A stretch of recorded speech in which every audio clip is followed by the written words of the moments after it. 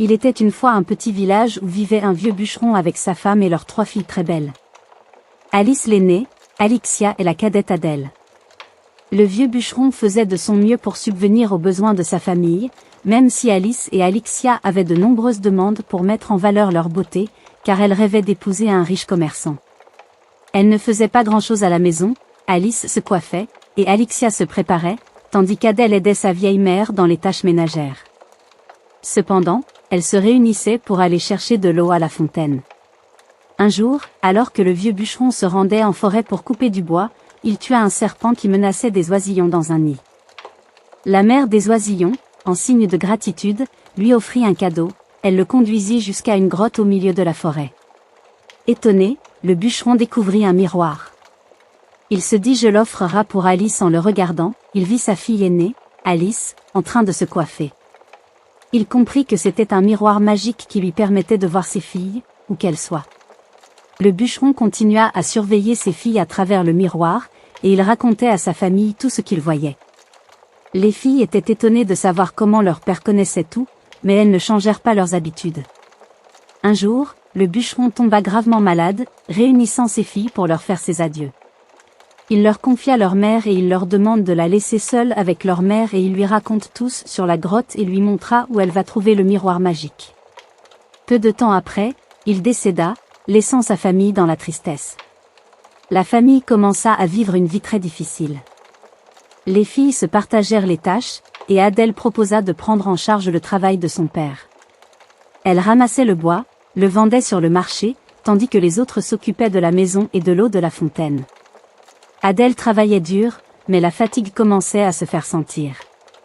Un jour, un homme assoiffé passa près de chez elle et demanda de l'eau à Alice. Il tomba sous son charme et lui demanda son adresse pour revenir la voir. Elle accepta, espérant qu'il viendrait. Le lendemain, l'homme tint sa promesse et la demanda en mariage finalement, Alice se mariait avec un homme riche et tébé. Elle part avec lui dans un autre village. Puis, Alixia fit de même. Sa mère était heureuse pour elle, mais triste pour Adèle qui travaillant dur, et la fatigue commença à se lire sur son visage. Le temps passe, mais les filles aînées ne rendent pas visite à leur mère. Cette dernière s'inquiète, mais elle est surtout préoccupée par le bien-être de sa fille cadette qui travaille si dur. Un jour, alors que Adèle est à la forêt pour collecter du bois, elle fait une chute et se blesse gravement. Heureusement, un jeune homme passe par là, la prend sur son dos et la ramène chez elle.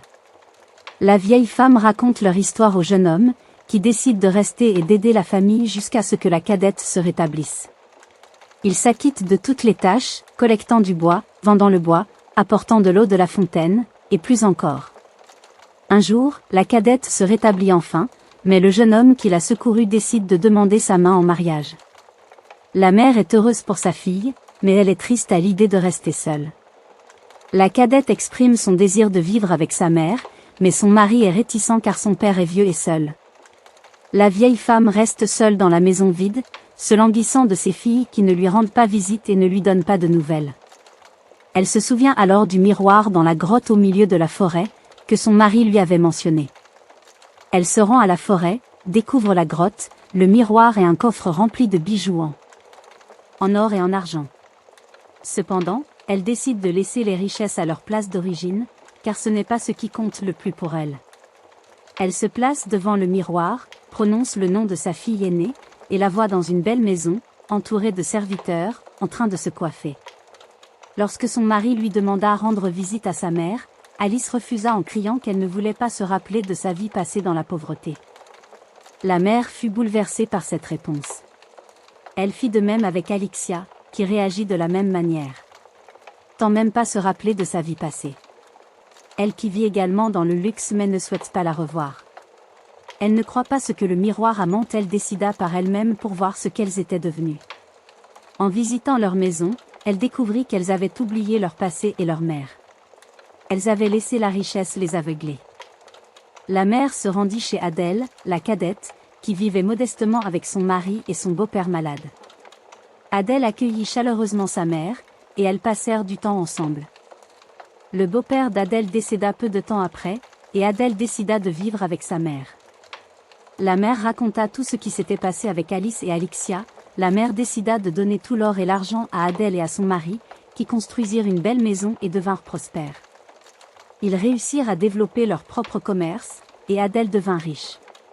Quant à Alice et Alixia, elles perdirent leur richesse et revinrent mendier le pardon de leur mère. Le cœur d'une mère généreuse pardonne toujours, c'est vrai, la vie est imprévisible, et l'état actuel de chacun peut changer à tout moment. Les circonstances évoluent, les choix que nous faisons peuvent avoir un impact significatif sur notre vie, et des événements inattendus peuvent survenir. C'est pourquoi il est important de rester ouvert au changement, d'adopter une attitude positive et de s'adapter aux nouvelles situations. La résilience et la capacité à faire face aux défis sont des traits importants pour traverser les changements de la vie avec succès. Quelles leçons avez-vous tirées de cette histoire? N'hésitez pas à laisser un commentaire pour la partager. Merci de votre attention. Pour visionner plus de vidéos, abonnez-vous. Et laissez-vous commentaire. À bientôt.